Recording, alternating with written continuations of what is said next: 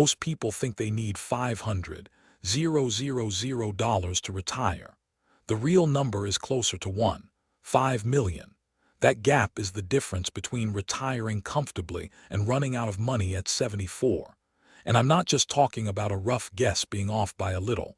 I'm talking about a mistake that ends careers and drains savings accounts in real time.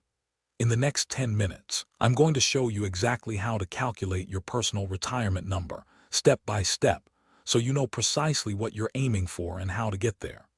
This video is for you if you've ever opened a retirement calculator, stared at the results and thought, okay, but what does that actually mean for me? Whether you're 28 and just starting out or 52 and feeling behind, this framework applies to your situation.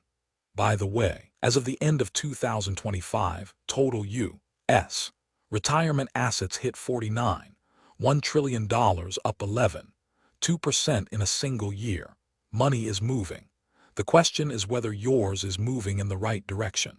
Stay with me until the end because the last point I'm going to share is the one most people skip entirely, and it's the one that can completely change your retirement timeline. Let's start with the most important concept in all of retirement planning, your FIRE number.